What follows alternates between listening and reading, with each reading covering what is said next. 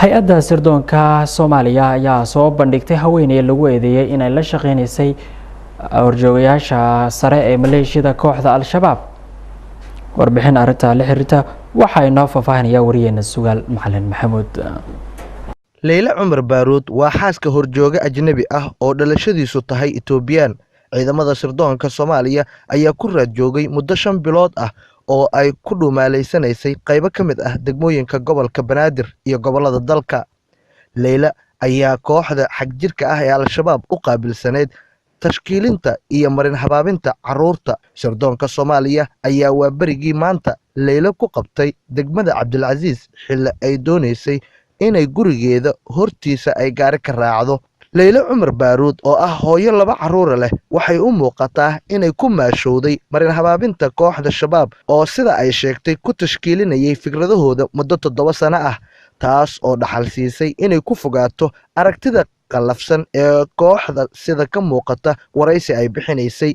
waxayna ku haminaysaa in ay disho nafteeda isla markaasna marato dad badan oo muslimiin ah.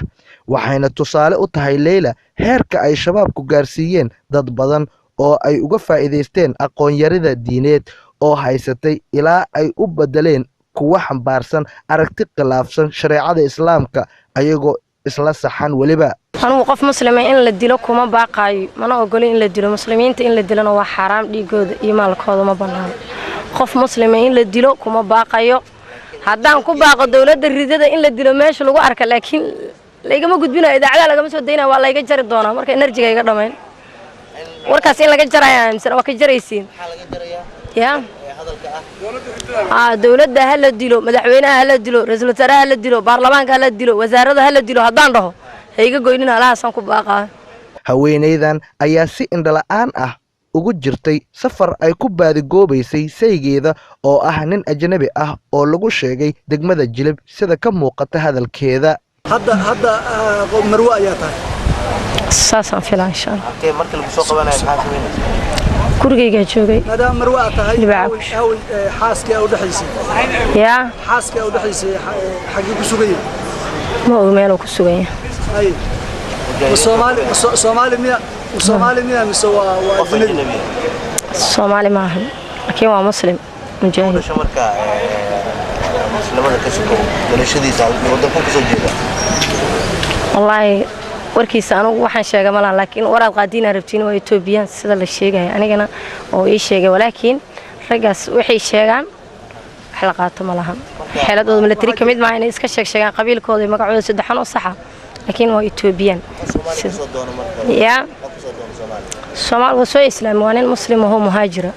Jilib baa u socday. maxaa ka doonaysaa ninkayga u socday oo halkaa jooga? meel uu joogo ma ogi, laakiin markaa tago ii imaan lahaa. marin habaabinta Leyla waxaad ka dheehanaysaa fikirka ay ka aaminsan tahay qaraxyada naftii halignimada ah ee ay Al-Shabaab ku dhibaateeyaan shacabka Soomaaliyeed. waxa uga gambahanahay waxay tahay nin mu'min ma badilaya anigu. mu'miniin ma ahan dawladda ridada, daaqoodku ma ahan, kufaar baan ka aaminsanahay. say mu'min ku noqonaa marka qofka mu'min markuu yaad ka aamini kartaa inaad disho ay dhigiisu xaraan ka tahay, laakiin naftiisa iyo maalkiisa ay banaaba sa aaminsana anigu. baab qarax ina ka fadwado daa ugu qasabtana waxa ku waajibay dadkaas inay ka hijroodaan. haday ka hijroo waayaanna Ilaahay subhanahu wa ta'ala maalinta yawm al-qiyaama asaga la soo saarayo waxay la dhintaan.